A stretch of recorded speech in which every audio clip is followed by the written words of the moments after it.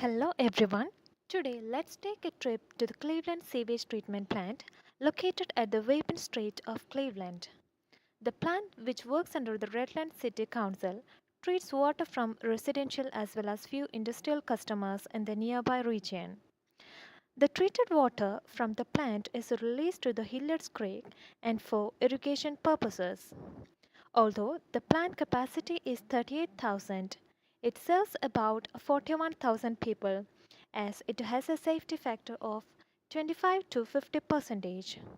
The treatment processes involved are inlet works, bioreactors, clarification, dewatering of sludge, and the final process is the disinfection of the water.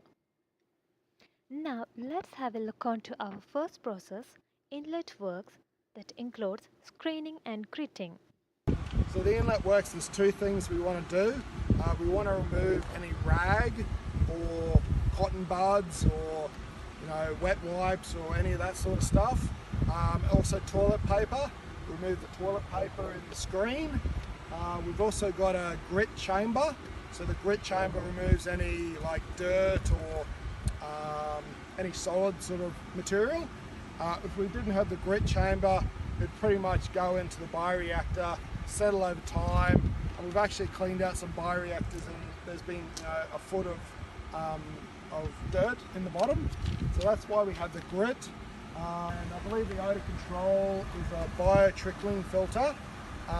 So it's basically packed full of carriers, like bacteria, like just discs, plastic discs, and then the bacteria grows on the disc, and then I think you put the air through one direction and you drip water through the other with nutrients, and you basically grow this bacteria which can, I think it reduces the hydrogen sulfide to, I think it's to sulfur, elemental sulfur.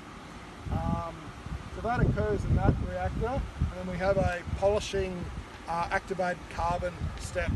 So activated carbon is really good for removing odour, but the issue with activated carbon is that it gets used up over time. So it binds the hydrogen sulfide and all the odour to it, and then you have to basically empty it out maybe once a year and put new activated carbon in. Band screens of size 5 or 6 mm, which can remove up to 90% of the large suspended solids, are used in the plant. When the amount of screening becomes very high, the band starts to rotate and lift the solids up to the top. After screening, the wastewater moves towards a circular grid chamber which removes dirt, sand and other solids.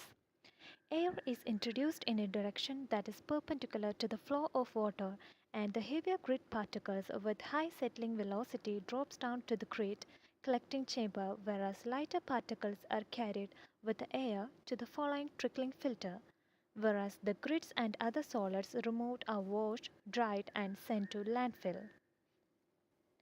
Activated carbon, a charcoal equipment, is connected to the screening pipes, and the odor generated during the inlet works is removed by activated charcoal.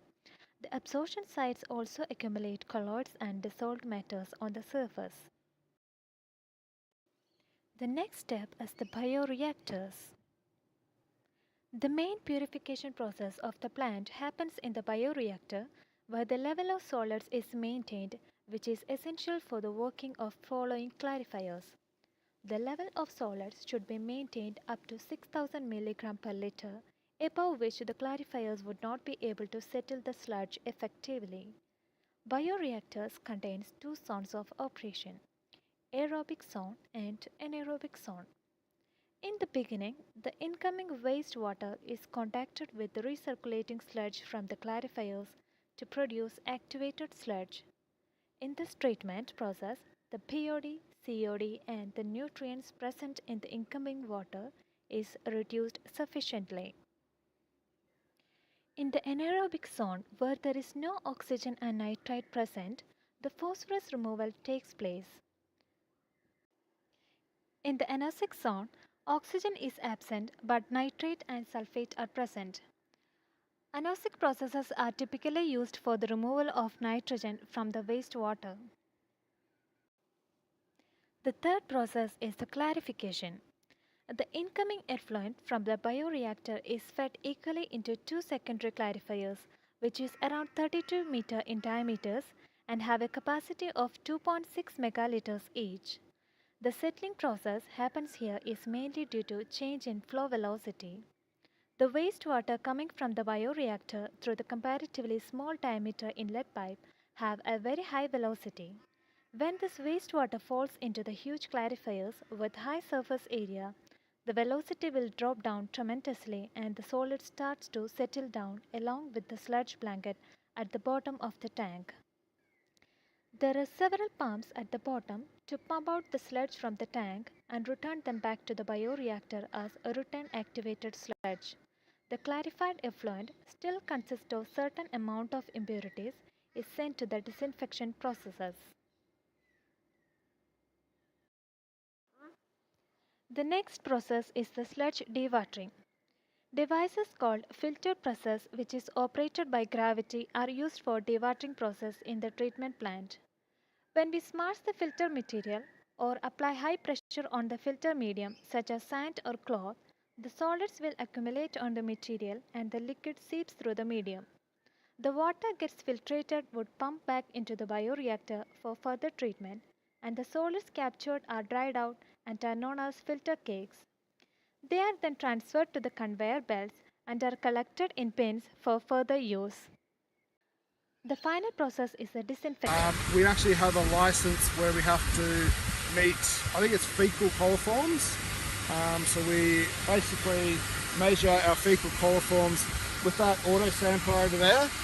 And that also takes our nitrogen, phosphorus and COD sample. So that's all 24-hour composite. So I think it's every hour, the auto sampler takes 100 mils.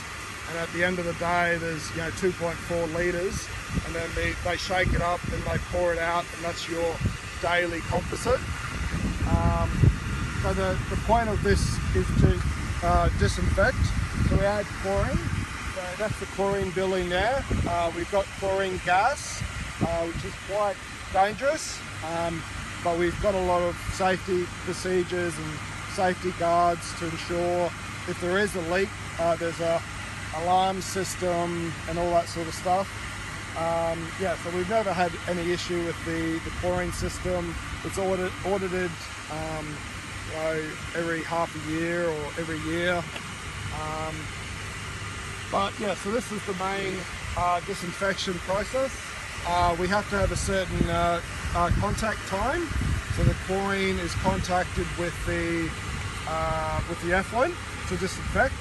So we usually aim for at least 30 minutes, but I think this has been designed for about 60-minute contact time. So each tank, so there's two tanks in parallel. We usually like to have redundancy in all our tanks and equipment. So if there's ever an issue with one of the chlorine contact tanks, we can take it offline and we can still disinfect with the other tank. There's two chlorine contact tanks. It basically enters at the start, the chlorine's injected, and then it basically goes up and back, and then it discharges into the final chamber there. We do have options. There's a couple of lagoons over there, so we could actually irrigate some of the effluent. So I think at the moment we're irrigating maybe 50-50, so we discharge 50% of the effluent and we irrigate the other 50%. This is probably one of the only plants, this was the first plant in Queensland which has a dechlorination system. So we chlorinate and then there's basically residual chlorine in the effluent, and if you put that into the receiving environment, chlorine's an oxidizing agent, and potentially it couldn't be that good for the receiving environment. So we actually add a reducing agent, sodium bisulfite, to react with the chlorine to remove it, and then basically the effluent goes out nutrient free, chlorine free, and solids free. And potentially you could drink it. I wouldn't recommend it, but it's pretty good quality when it leaves the plant. After clarification, the effluent is sent for disinfection into the chlorine contact tank. Even though we have a clear water now, they may contain pathogens and other microorganisms which could be harmful for human health. The chlorine gas needed for the disinfection process is produced on the plant itself. Now let's look into the control unit From of the here plant. they can have a look at each operation, so they can look at the inlet works, look at the screens, the grit removal. If the motor alarms, it will show up here, but there's actually an alarm page. If it happens during the night, it definitely goes to the duty operator and they'll respond. So we've got trends, so you can look at trends for the the SBS. So you can see the SBS dose rate. So if we remove, you can remove whatever you want and then look at whichever trends. These are the daily reports of the plant obtained from the software SCADA. Thank you for watching our video.